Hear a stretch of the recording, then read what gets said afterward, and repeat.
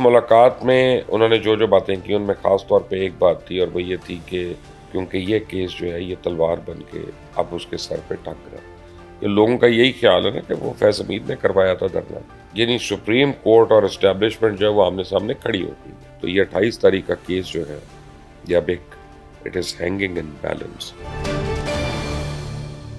السلام علیکم، آپ دیکھ رہے ہیں مبشر لقمان یوٹیوب چینل. میرا نام مبشر لقمان ہے، اور کل شام کو لیٹ ایوننگ مجھے خبر ملی تھی، اور میں اس وقت میرا لائیو شو شروع ہونے والا تھا، تو اس کے اوپر میں زیادہ تحقیق نہیں کر سکا، لیکن وہ خبر بڑی اہم ہے، اور میرے خیال سے کہ پاکستان کی تاریخ میں آج کے دن شاید یہ سب سے اہم خبر ہے. ایک عام آدمی کو، کام کرنے والے کو شاید اس کی اہمیت کا احساس نہ ہو، لیکن ہر وہ شخص جس کا تعلق لیگل فریٹرنٹی سے ہے وہ سمجھ سکتا ہے کہ یہ کتنی اہم نوعیت کی بات ہے. کچھ دن پہلے آپ کو پتہ ہے کہ کچھ وکلاء جو تھے مختلف تنظیمیں، وہ چیف جسٹس سپریم کورٹ قاضی فائز عیسیٰ صاحب کو ملاقات کی انہوں نے، اور اس ملاقات میں انہوں نے جو باتیں کی ان میں خاص طور پہ ایک بات تھی، اور وہ یہ تھی کہ جو فیض آباد دھرنا کیس ہے اس کا ریویو اوپن کیا جائے. اب ریویو اوپن کرنے کا مطلب جو ہے وہ یہ ہے کہ ایک کین آف ورمز کھول دیا جائے، ایک پنڈورا باکس کھولا جائے.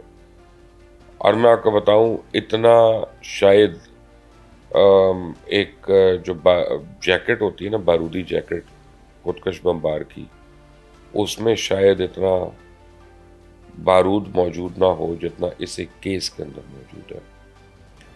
اور اس کے جو آفٹر افیکٹس ہیں وہ پھر سالوں میں نہیں، ہفتوں میں نہیں، وہ دنوں میں آئیں گے، اور یہ کوئی معمولی وہ نہیں ہے.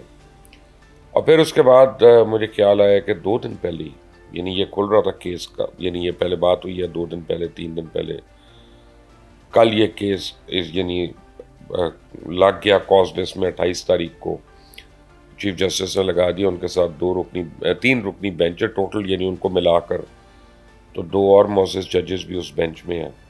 2 دن پہلے ہی مجھے فونز آئے ایک اپنے کامن فرینڈ کے کہ یار مہربانی کر اب چھوڑ دے، جن فیض پہ زیادہ باتیں نہ کر، یہ وہ. تو میں جب رات کو سوچ رہا تھا، اور میں پروگرام تو میں نے کر لیا، مجھ سے ماوش نے سوال پوچھا تو میں نے اس کو بتایا کہ آیا تھا اور ایسی کی تیسی اس کی یہ وہ.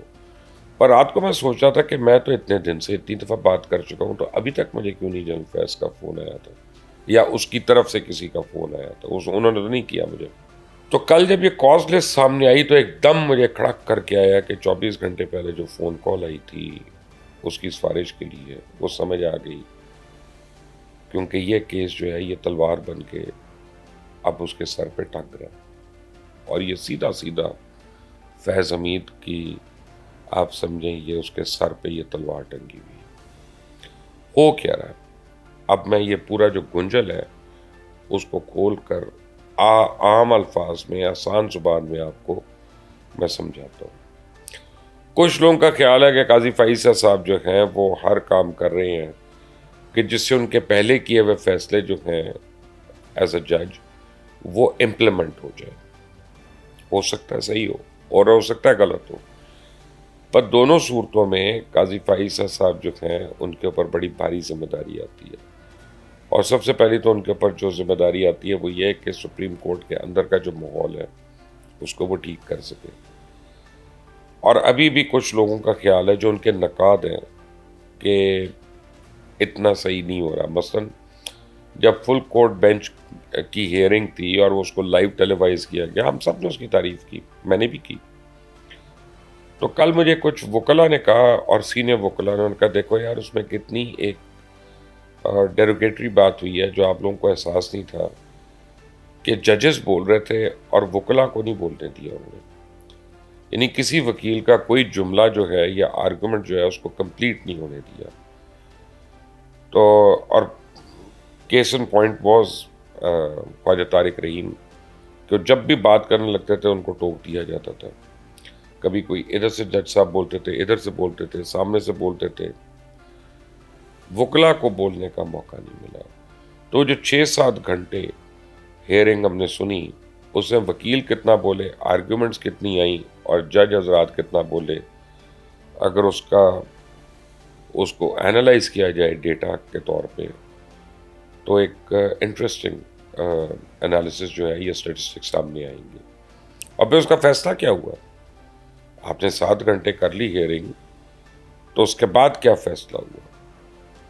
تو کچھ وکلا کا اس کے اوپر اعتراض تھا. اب یہ وکلا تنظیمیں جب ملتی ہیں چیف جسٹس کو اور مطالبہ کرتی ہیں، چیف جسٹس فوراً ریویو لگا لیتے ہیں فیض آباد کیس کا. جب وہ جو دھرنا ورنا ہو رہا تھا اس کے اوپر قاضی فائز صاحب کی بڑی سیریس ججمنٹ آئی، اور اس ججمنٹ میں انہوں نے مختلف قومی سلامتی کے جو ادارے ہیں ان کو آڑے ہاتھوں لیا، اور ان کے اوپر انہوں نے بڑی کاری ضربیں لگائیں. اور باقاعدہ ان کا یہ کہنا تھا ججمنٹ کے اندر، ایک تو کورٹ آبزرویشن دیتا ہے نا، میں اس کی بات نہیں کر رہا، کہ مثلا میرا ایک کیس ہو رہا ہے اور اس میں جج صاحب میرے سے سوال و جواب کر رہے ہیں، اور وہ کہہ رہے ہیں کہ بھائی تم نے یہ کیسے سمجھ لیا، یہ بھی تو ہو سکتا ہے، یا تم سچ بول رہے ہو، اس کا کیا ثبوت ہے. یہ ججمنٹ کا حصہ نہیں ہے یہ باتیں. ججمنٹ تو وہی ہے کہ جو لکھ کر عدالت دیتی ہے، فیصلہ جو دیتی ہے. تو آبزرویشن جو ہیں وہ ججمنٹ نہیں ہوتی، لیکن وہ لیڈ کر رہی ہوتی ہیں ججمنٹ کی طرف. تو وہ جو ججمنٹ تھی قاضی صاحب کی، وہ بڑی سکیدنگ تھی. اداروں کو انہوں نے کہا کہ یہ اپنی حدود سے باہر آتے ہیں، اپنی حدود کے اندر کام نہیں کرتے. لا انفورسمنٹ ایجنسیز کو، ان کے اسپوکس پرسن کو، ہر ایک کو انہوں نے کہا کہ تم اپنے اپنے دائرے اختیار میں رہ کے کام کرو، اور اس میں یہ ذمہ دار ہیں. اور خاص طور اس وقت جنرل فیض کا نام آیا تھا کہ جنرل فیض حمید جو ہیں وہ ذمہ داروں میں ان کو شامل کیا گیا تھا. آئی ڈونٹ تھنک اس وقت تو ڈی جی آئے تھے، آئی تھنک اس وقت تو شاید ڈی جی سی تھے، لیکن تھے آئی صحیح میں.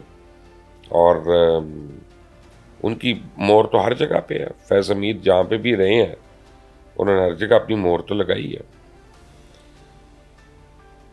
اب وہ ریویو میں آ گیا، یعنی یہ تو فائز صاحب کی ججمنٹ تھی، اور ان کا کہ متعلقہ لوگ جو ہیں جو اس دھرنے کے ذمہ دار ہیں ان کو کڑی سے کڑی سزا دی جائے.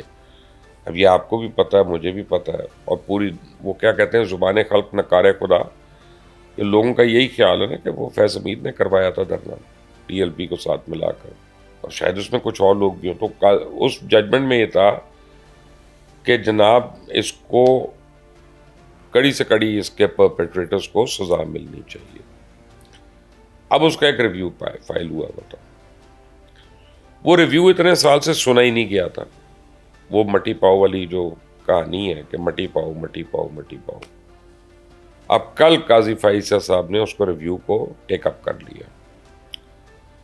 اب وہ مرتاب بندیال نہیں ہے، اب کچھ اور ججز بھی نہیں ہیں جو اس وقت کے تھے. اب وہ قاضی فائز صاحب کے سامنے آئے گا، وہ خود اس بینچ کی سربراہی کر رہے ہیں. اب 2 فیصلے ہو سکتے ہیں نا، آپ بھی سمجھ جائیں اور میں بھی آپ کو کوشش کرتا ہوں باور کرانے کی. ایک تو یہ ہے کہ قاضی فائز صاحب یہ کہے، اب ریویو میں یہی ہوگا کہ یہ کیس غلط ہے جی، اس میں جو فیصلے آئے وہ غلط ہے، تو وہ اپنے فیصلوں کو کہیں گے کہ یہ غلط ہے. اور دوسرا ہے کہ ریویو کو ختم کر دیں. تو آپ کو بھی وہی لگے گا جو مجھے لگے گا کہ قاضی صاحب شاید اپنے فیصلے کو یہ نہ کہیں کہ میرا فیصلہ ٹوٹلی غلط تھا اور اس پہ عمل درآمد نہیں ہونا، اس کو ریویو میں اب جو ہے نا اس کو اڑا دیا، سسپینڈ کر دیا. غالباً وہ ریویو کو اڑائیں گے کہ وہی فیصلہ صحیح تھا اور وہی امپلیمنٹ ہونا چاہیے. اب یہ کیا سرائی ہے، لیکن ایک اسٹرانگ کیا سرائی ہے. اور جب وہ ایسا کرتے ہیں تو وہی لوگ جس میں وہ نشاندہی ہوئی ہے کہ یہ ذمہ داران تھے، اب وہ تلوار کے نیچے آ گئے. سب سے پہلے فیض حمید آ گیا، جس کا فون بھی، جس کے لیے کسی کا فون آیا تھا، اور پھر اور لوگ بھی ہیں اس میں. سوال یہ پیدا ہوتا ہے کہ اس سے کیا ہوگا. تو قطع نظر اس کے کہ کیا ہوگا، میں آپ کو بتا دوں ابھی تک یعنی سپریم کورٹ اور اسٹیبلشمنٹ جو ہے وہ آمنے سامنے کھڑی ہو گئی ہے اور وہ ایک دوسرے کے سامنے آ چکے ہیں. تو ایک اور کم لڑائیاں اس ملک میں، اور کم مشکلات ہیں کہ ہم کہا کہ چلتے چلتے اس ملک میں کسی طرح کا سکون نہ آ جائے، ایک اور ہم پراپر سب سے بڑی مشکل جو ہے وہ پیدا کر دیتے ہیں.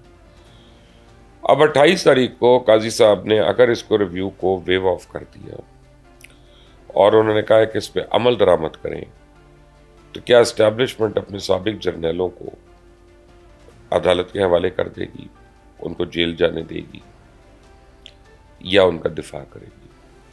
اب اس میں بھی دو رائے ہیں کہ وہ جو لوگ ہیں انڈیویجولی وہ کتنا آؤٹ آف فیور ہے یا کتنا وہ باقی آنےسٹ تھے یا اچھے تھے. تو ایسی صورت میں مجھے تو خیال ہے کہ اسٹیبلشمنٹ کہے گی لے جاؤ, ایک دفعہ لوگوں کو سبق بھی تو ملے کہ یار ہم کسی کو بچا نہیں رہے, ہم کسی کو کچھ نہیں کر رہے. لیکن اگر انہوں نے یہ نہ کیا اور جو ایک ہسٹری ہے اس کے اوپر رہتے ہیں, تو پھر ایک کانفرنٹیشن. اور قاضی صاحب نے تو یہاں پہ رکنا نہیں ہے, پھر ان کے تو اور بھی فیصلے ہیں اور ایک ایک کر کے انہوں نے عمل درآمد شروع کرانا ہے, یا آنے والا وہ ملٹری کورٹس کا بھی ہونا ہے اور چیزیں بھی ہونی ہے. تو پھر ہم ایک ٹکراؤ کی طرف جا رہے ہیں, اور جب ہم ایک ٹکراؤ کی طرف جاتے ہیں تو پھر ایونچولی کیا ہوگا؟ ایونچولی پھر وہی ہوگا جو ہوتا رہا ہے اس ملک میں, کئی بار ہی ہو چکا ہے. کوئی نئی بات تو نہیں ہے, کوئی انہونی بات تو نہیں ہے ہمارے لیے. یعنی ہم تو اتنا ٹیونڈ ہو چکے ہیں کہ اگر شام کو ہمارے فون بند ہو جائیں, انٹرنیٹ بند ہو جائے 5 منٹ کے لیے, تو سارے دوسرے سے پوچھیں گے کہ کو تو نہیں ہو گیا, مارشل لاء تو نہیں آ گیا. ہم پوچھیں گے یہ, کیونکہ ہو چکا ہے اس ملک میں ایسا. تو ہم کیوں ایسی طرف جا رہے ہیں کہ ہم نہ صرف اداروں کا ٹکراؤ آپس میں کرائیں, بلکہ ہم ملک کو ایک خوفناک دہانے پہ لا کے کھڑا کر دیں کہ پھر نہ آپ کے, نہ میرے, نہ کسی اور کے کنٹرول میں نہ رہے وہ ملک. اور جو اس وقت سمرنگ پرابلمز ہیں, دیکھیں دو چیزیں ہوتی ہیں کسی بھی معاشرے میں, دو چیزیں ہوتی ہیں جو انقلاب کا باعث بن جاتی ہیں. ایک ہوتی ہے اکنامک ڈسپیرٹی, کہ معاشی طور پہ اتنا فرق ہو جائے کہ امیر کو غریب نظر نہ آئے اور غریب کو سانس نہ آئے. جب اتنی ڈسپیرٹی ہو جائے, جو کہ ہو گئی ہے اس ملک میں, اس میں کوئی دو رائے نہیں ہے. اور اس وقت پولیٹیکل ہیٹریڈ اگر, یعنی سیاسی نفرتیں اور قدورتیں اگر حد سے زیادہ تجاوز کر جائیں, تو پھر آپ انارکی کا راستہ کھولا ہے, اور پھر بلوے کا راستہ کھولا ہے, پھر لڑائی جھگڑے کا راستہ کھولا ہے, پھر قانون ہاتھ میں لینے کا راستہ کھلا ہوتا ہے. اور جب کراؤڈ جو ہے وہ موب بنتا ہے, جب ایک ٹرن ہوتا ہے موب میں, تو پھر اس میں عقل نہیں رہتی ہے, پھر اس میں شعور نہیں رہتا اور اس کو نظر نہیں آتا. حالت یہ ہے کہ مجھے یاد ہے میں اس زمانے میں ڈاکومنٹریز بناتا تھا, ڈینمارک میں خاکے چھپے,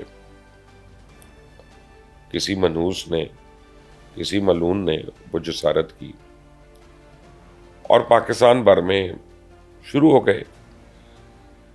میں الفلاح بلڈنگ کے سامنے چیرنگ کراس پہ موب کو کور کر رہا تھا اپنے کیمرہ پہ. آگیں لگ رہی تھیں وہاں پہ, ہر جگہ آگیں لگ رہی تھیں, اور سڈنلی بیچ میں مطالبہ شروع ہوا کہ چینی اتنی مہنگی ہو گئی ہے, اور وہ وہاں سے پوری موومنٹ جو ہے وہ چینی کے خلاف شروع ہو گئی. یعنی وہی میں نے کہا, کراؤڈ جب موب میں کنورٹ ہوتا ہے تو وہ سینسیبل بات تو نہیں کرتا, پھر تو وہ جو اس کو سوچ آئے گی اس موب کو وہ کرے گا. تو میری قاضی صاحب سے بھی ریکویسٹ ہے, اسٹیبلشمنٹ سے بھی ریکویسٹ ہے کہ آپ دونوں پلیز بیچ کا کوئی راستہ اپنائیں. اور آلریڈی اس ملک میں بڑے امتحان ہیں, اور ہمیں امتحانوں میں نہ ڈالیں اور خود بھی نہ پڑھیں, کیونکہ آپ دونوں میں سے کوئی بھی فیل ہو گیا تو ڈوب تو ہم گئے نا. آپ دونوں کا تیرنا بڑا امپورٹنٹ ہے, اور ایک ساتھ تیرنا تو بہت ہی ضروری ہے اس ملک کے فیوچر کے لیے. تو یہ 28 تاریخ کا کیس جو ہے یہ اب ایک it is hanging in balance کہ پاکستان نے آگے جانا ہے یا اسی بھنور میں گھوم جانا. اللہ بہتر کرے. Until the next time, Allah Hafiz.